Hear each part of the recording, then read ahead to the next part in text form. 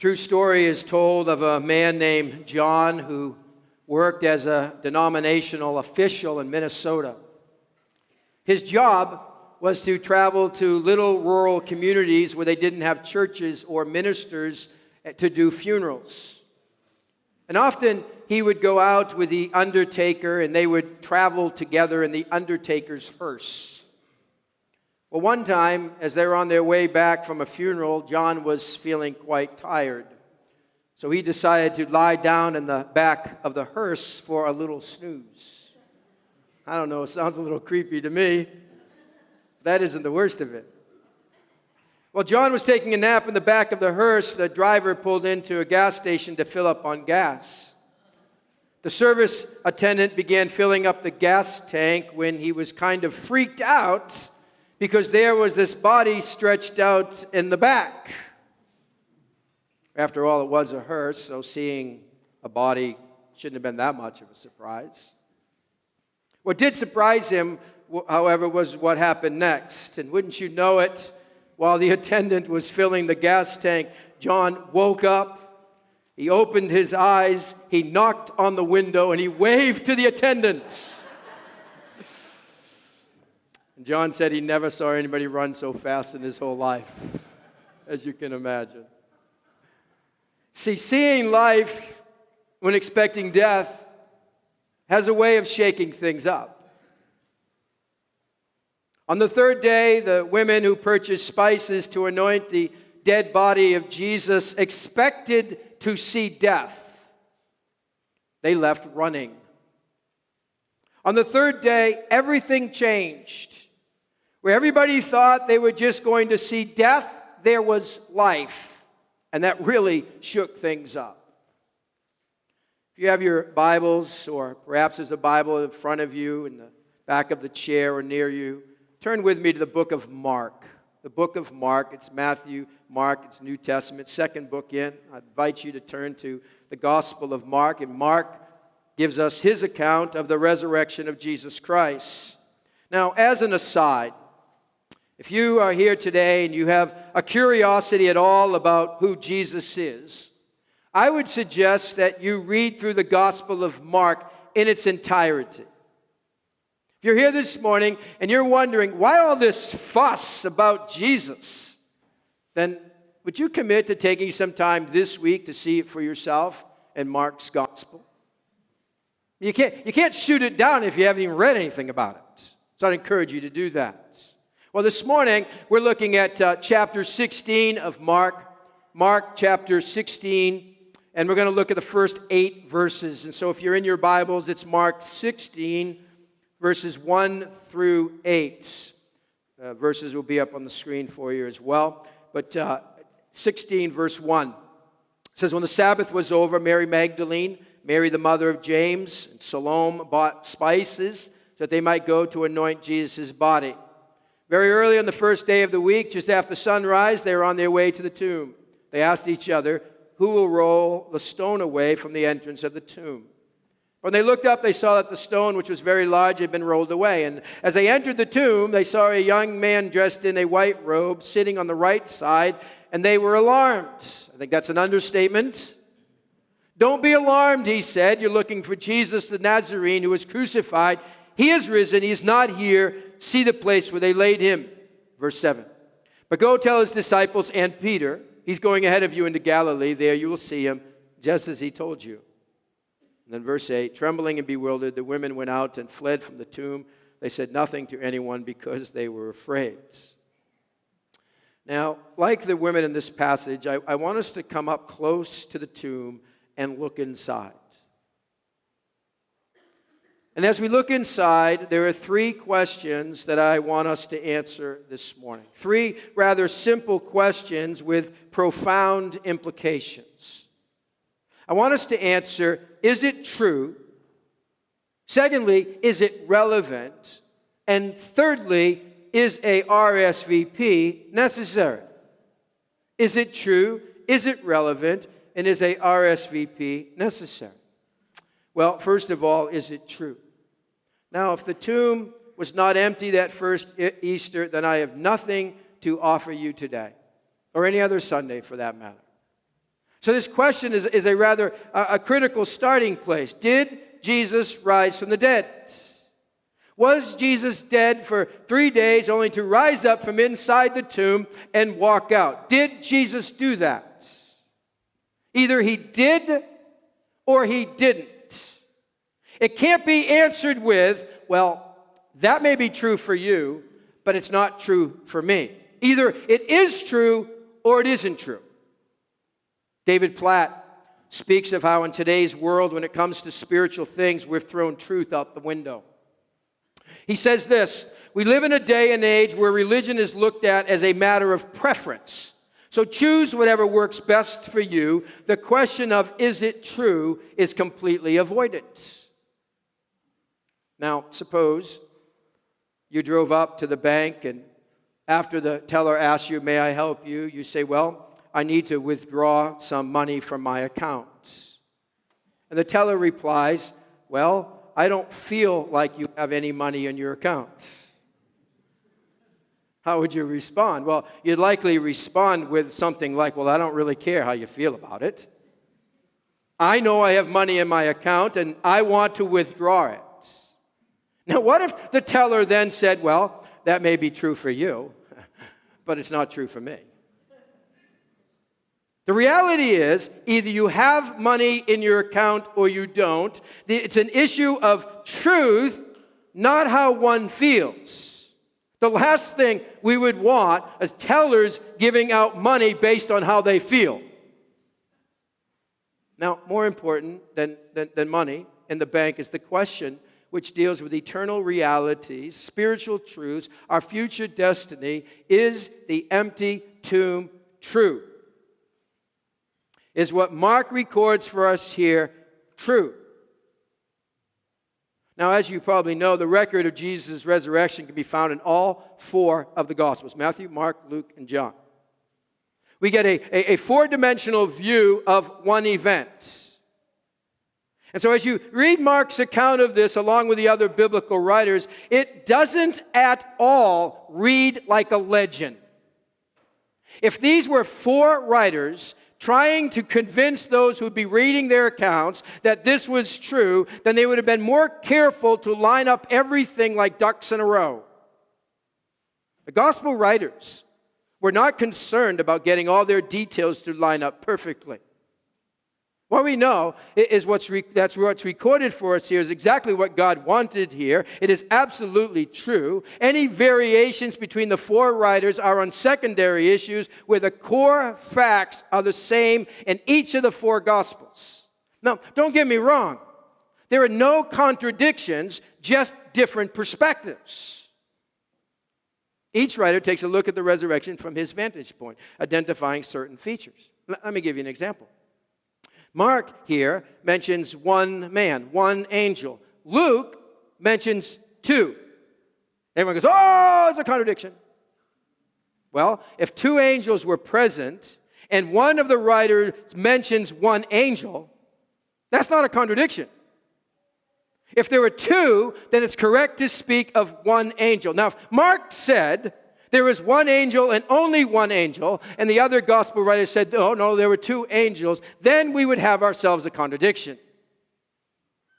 Mark's perspective is of what the women saw on the right side of the tomb, where they encountered a young man in a flowing white robe. Now, it's worth noting right here that women were the ones first who found the tomb empty. Women in that day had low status. That meant that their testimony was not admissible evidence in court. They were not acceptable witnesses in that day. If you were making up a story about the resurrection of Jesus Christ, you would never put women in there as the first eyewitnesses. That's not going to give you credibility. And I absolutely love this because, as so typical of Jesus and of God throughout the Word, Jesus honors women here by appearing to them first, because it goes against all conventions, all culture. Disciples did not invent this. If so, women would not have been mentioned as eyewitnesses. Oh, it's argued the story was made up by the guards. Well, but they had no reason whatsoever to make up this story. Their heads were on the chopping block as it is. If any group wanted to produce a body, it was the guards. To have an empty tomb was not in their best interest. And no, the women didn't go to the wrong tomb. If that were the case, all anyone had to say was, here's his body over here, and that'd be the end of that story. The woman testified to an empty tomb. The soldiers testified to an empty tomb. Peter and John show up later, and they testified to an empty tomb. Everyone says the tomb is empty. No one says Jesus is still there. The Sanhedrin, the enemies of Jesus even, they testify also to an empty tomb. So that's why they circulate this story that someone stole Jesus' body. Now you would think that there would be some of the Pharisees and some of those religious leaders after this event, after hearing of this empty tomb, that they just might pause to think, maybe we're on the wrong team here. No, it doesn't happen. It just shows you, it just really shows you how one so entrenched in religion will resist the truth even when it's staring you right in the face. That's where you may be today, I don't know. Is it true? Is it true? The only possible explanation is that Jesus died on the cross and did actually rise from the grave. And there are some people who are still hung up on the question, is it true? But for most people, the question they're really asking is it relevant? Is it relevant? I mean, why is this such a big deal? Why all the song and dance by Christians? Isn't this just an interesting story, yet irrelevant? Well, it was quite relevant to the women making their way to the tomb that day. They headed there with spices, not to embalm him, but to honor him. This is what they needed to do to pay tribute to the one they loved. It was an indication of their love and devotion. After all, these women followed Jesus down to Jerusalem for the Passover, and they were there when Jesus' triumphal entry, and they were present at the temple when he taught later on in the week, and they were there looking at Jesus as he hung on the cross, which, by the way, other than John, all the male followers had fled. These women believed in him, followed him, served him, and were never expecting the tomb to be empty. And that's why on their way to the tomb, it suddenly dawns on them, we have a large stone that's going to be in our way. How are we ever going to move it? They hadn't thought of that earlier.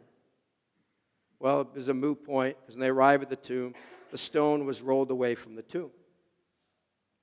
Now, just in case you miss it, the stone wasn't rolled away from the tomb to let Jesus out, because that wasn't a problem. It was to let the witnesses in. The women get up close to the tomb. It's there they find a young man sitting to the right. And look at what verse 6 says. Verse 6 says, what we see the angel said, the first words to these women from this angel are, Christ is risen. And the women answered, he is risen indeed. No, if you're following along, that isn't what it says. Pay attention. The first words out of the angel's mouth are what? Don't be alarmed. The word alarm suggests profound fear and distress. See, resurrection was the furthest thing from their minds. So to walk into this tomb and discover someone sitting there was indeed startling and frightening. They were terrified. And so the first words out of the angel's mouth is, don't be alarmed. And I don't know about you, but I find great comfort in those words, don't be alarmed. That is so often the case with God. First, he speaks to our fears. Over and over you see his, do not be afraid, do not be afraid, do not be afraid. Again here, don't be alarmed. Now, I don't know what you carried in this room this morning. I don't know, really. Maybe there's some fear you brought into this place today. Maybe you know this is Easter and you probably should be rejoicing, but there's a certain fear that just has its grip on your heart right now. I don't know what it is. It might be fear over some uncertain future. It might be fear over some decision you know you need to make here up the road. It might be some lab work that you're waiting results from. It might be fear over some surgery that you're going to have. You know you have to have some time in the next few weeks or months. Or maybe your fear is some encounter with someone who just gets you all worked up. You're fearful the next time you have to see that person. Oh, the fear might be over finances. Might be over that kid in school that just constantly gives you a hard time. Might be some relationship that you're in right now. You're fearful how that's going to turn out. You might be fearful over your adult son or daughter because they're not right where you want them. You think they ought to be with God. It might be a fear over some conversation you know you need to have with someone. You don't really want to go there. Or maybe your fear, you know, is just kind of silly. God comes to you and He says to you this morning, don't be frightened. Don't be distressed. Don't be afraid. He meets you there. Now, if the next part isn't true, and there's no empty tomb, then telling you not to be afraid might be some nice words, but rather trite and insignificant. It is what the angel says next that has the power to address those fears. Not only the fears of those women that day, but any fears that we might have. The angel continues, verse 6, you are looking for Jesus, the Nazarene, who was crucified. He has risen. He has risen is better translated, he has been raised, since it's in the passive form, suggesting that God had raised him. You know what's interesting, too, is that phrase there, he has risen, it's one word in the original language. One word. With one word, the greatest miracle ever is announced. One word. That's all God needs. One word. The end of our life here, I think the one word is going to be enough. Enough suffering, enough pain, enough of all the stuff you're going through. Enough. One word. He is risen. He is risen. He's not here. The tomb is empty. Empty. Empty. Now, the word empty is not usually associated with something positive. If you're traveling and you notice your fuel gauge says empty, and you're not sure where the next gas station is going to be, that's not a good feeling. If you open up your wallet at a cash-only cafe and it's empty, your heart sinks. If you find yourself alone in an empty house, you may not like that. Or someone put an empty carton of milk in the fridge. I don't know who does it, but someone does it. Empty. Maybe your energy level is empty, or you feel empty in what you have to offer. It's undesirable. It's very upsetting. Empty. If UPS dropped off a package to your house with your name on it, and after opening it with great excitement, you discover that it's empty, you would experience great disappointment and confusion. I mean, who wants to be given an empty box? Other than a toddler, of course. That's all they need. Empty. It's not a good feeling to be empty. You know, matter of fact, we will go to great lengths to fill that emptiness within. Because we don't like it. Rafael Antonio Lozano was a man with a mission, albeit a strange one. The 33-year-old computer programmer from Plano, Texas, was on a quest to visit every company-owned Starbucks on the planet. I love Starbucks, but I'm not ever going to take that on as a mission. And Lozano began his mission where there were 1,304 such stores worldwide, and 8 years later, he had visited 4,918 Starbucks in North America, in addition to 213 others around the globe. And despite his impressive pace, Lozano is realistic about the nature of his quest, and he says this, as long as they keep building Starbucks, I'll never be finished. No kidding. And at that time, there were over 6,000 Starbucks in 37 countries. He's also realistic about the importance of his missions.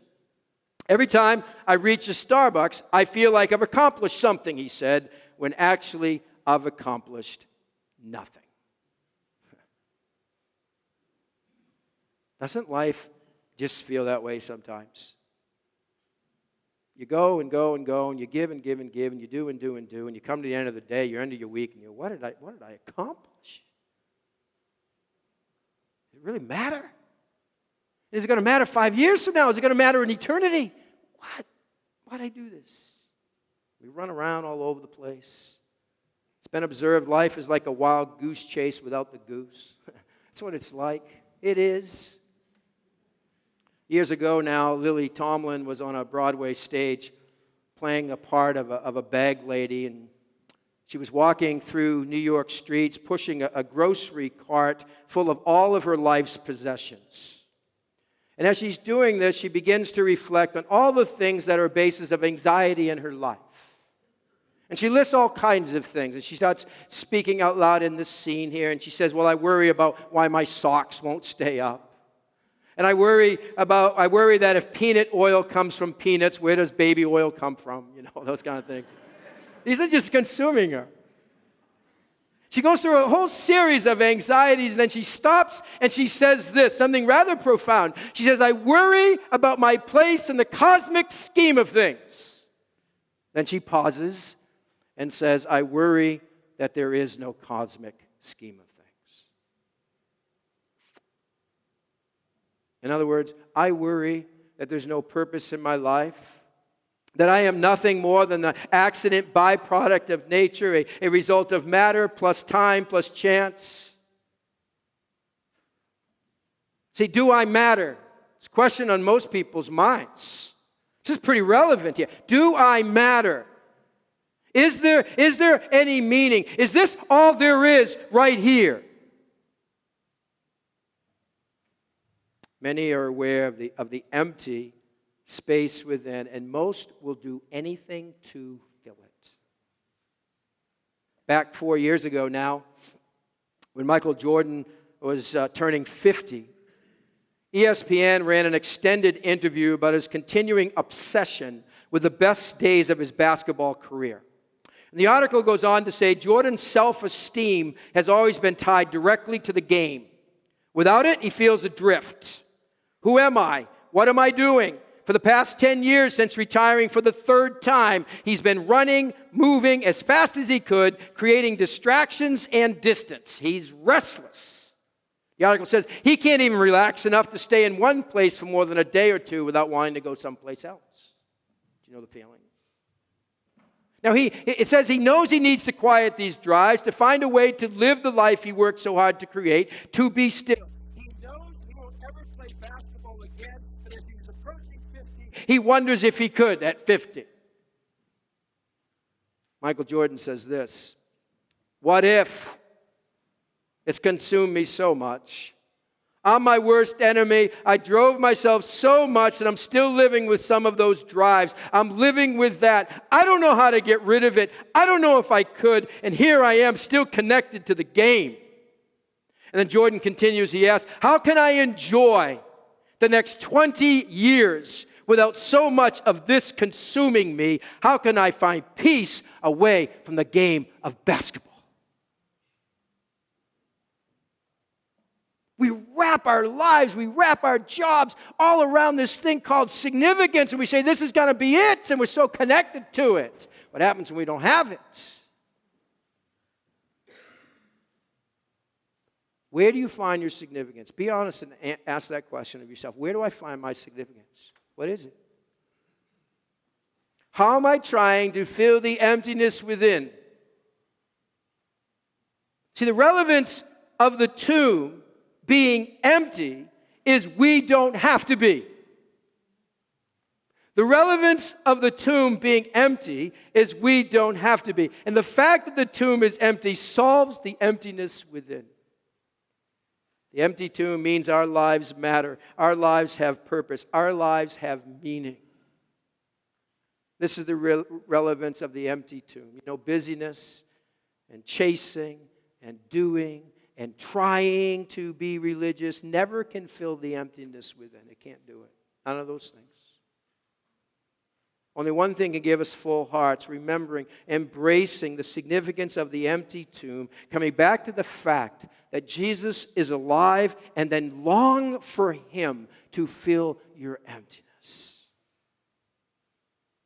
We can ask, is it true? We can follow that up with, is it relevant? And if you say yes to both of those, and there's one other question, is a RSVP necessary?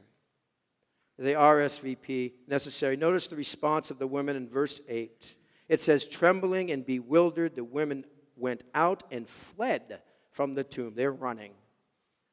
In Matthew's gospel, it speaks of their response this way. It says, so the women hurried away from the tomb, afraid yet filled with joy.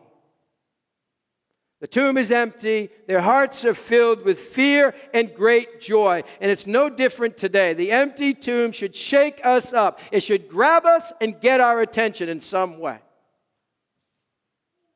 Because if it's true that Jesus was raised from the dead, and if it's true that it has relevance to what happens when I stop breathing, and it's relevant to how I live my life here, then you're going to have to deal with everything else that's in the Bible. See, to treat this as true and relevant, guess what? It demands my life. A RSVP is necessary. It's been said this way. The evidence for Jesus' resurrection is so strong that nobody would question it except for two things. First, it's a very unusual event. And second, if you believe it happened, you have to change the way you live. That's the rub. Now, we've all received an invitation to a wedding or some event with an RSVP required. Respond, s'il vous plaît. Please reply. Listen, God hasn't gone to this extent of entering planet Earth as a baby, to live a sinless 33 years, to give up His life for the payment of our sin, conquered death by rising from the dead for us just to walk out the door and say, well, that was nice. He didn't. He didn't go to this extent of showing how much He loves you and how much you matter to Him for you to kind of tuck His invitation away and never reply. His invitation sent to you, come all who are weary and burdened, Jesus says, and I'll give you rest. His invitation goes out to you, come, believe in me, and you'll be saved. His invitation goes out, come, trust in me alone, and you'll be set free from your guilt, and your sin will be forgiven, past, present, and future. Pretty good deal. And then there's an RSVP at the bottom of the invitation that says, please reply. A RSVP is necessary. Have you replied? Have you responded to the call that Jesus has on your life to say, come to me. Stop trying to save yourself. Instead, trust in my finished work on the cross, my resurrection, and then you will be saved. Have you responded to that? To say, I'm going to wait till another day, that's a response. If you haven't and you'd like to, I'd love to talk with you afterwards. If you don't want to talk to me, I'll hook you up with somebody else. See, God did not go to this extent just so that we can read about it. If you like someone coming up to you and telling you about a restaurant, and they say to you, you know, this place, this restaurant, they have amazing pasta fagioli soup. They have a fantastic lasagna dish. Their bread that they serve at the beginning is absolutely outstanding. And you ask, oh, so you've eaten there? And they say, no, I haven't eaten there. You've never eaten there? No, I just read the menu. The true account of the empty tomb is not given just so that we can read about it. Are you content to follow from a distance? Are you just reading the menu? Or you dare to come up close, look inside the tomb, and experience for yourself the life-changing power of Christ living in you? It's empty, so we can be full. If you're here this morning, perhaps, and you agree that it's true, and you agree that it's relevant, and you've even RSVP'd by putting your trust in the finished work of Christ on the cross, then believer, I ask you, are you letting Him fill you? Are you treating Him as King, as Lord? Or is there something else in your life that is King and Lord? Maybe it's your career. Maybe it's some hobby. Maybe it's some person. Maybe you're still on the throne of your life. Would you describe yourself as of late as full? Or are you still searching? Is your heart full this morning? I mean, who doesn't want that? Why wouldn't you want that? And what's getting in the way of knowing His fullness? Embracing Easter, embracing the tomb will change you. Pastor Alan Walworth tells of a time on the Saturday before Easter several years ago that he was struggling about how to preach an Easter message to the varied people who would gather on Sunday. Welcome to my world. And he's wrestling with this. How do I tell that news? He said to himself over and over again, where do I go with this? And he was out with his children wanting to take some quality time with them. And he says this. He says, I was so burdened by the weight of the sermon, and the kids were flitting away like butterflies on the loose way down the road as we were walking through our neighborhood. And suddenly they turned and they called my name. Daddy, can you do this? And I looked, and my kids were skipping along the road. Yeah, I can do that, I said, and I went back pondering this theological treatise. And they said, no, Daddy. Can you? I mean, really, can you skip? We've never seen you. And he said, well, of course, I can go skipping. Everybody's been skipping. You know what they said? They said, show us. Now, he says, I hate to be beaten by the kids, but I couldn't go skipping. I'm an adult, and I have a doctorate degree. I'm a pastor, and there are church members who live in this neighborhood. He goes on to say, neighborhood associations are worried enough when a preacher moves into their neighborhood. It makes prices volatile in the neighborhood. But a preacher goes skipping, well, that doesn't. I couldn't do that. You know what they said? They said, nah, you can't do it. So he said, I looked around, and I did it. And I was skipping. And he says, I can't remember why I ever stopped skipping as a child. It's not hard on your knees. It's easier than jogging, and you can cover a lot of distance. Maybe it's because adults just aren't that happy anymore, not that carefree. And he then says this thought occurred to me, unless they get hold of Easter, unless Easter gets hold of them. Does the empty tomb have a hold on your life? It doesn't mean you're going to go skipping out of here this morning or through your neighborhood. That's not the point. But it ought to send you running with joy and running with confidence and running to Him to fill your emptiness.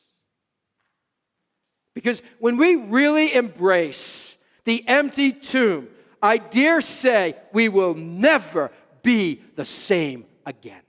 Never. It promises, for when it gets a hold of you, it promises life to overflowing. It promises to fill you with joy and peace and assurance. It promises that and a lot more. As one preacher put it, the world offers promises full of emptiness, but Easter offers emptiness full of promise. The world offers promises full of emptiness, but Easter offers emptiness full of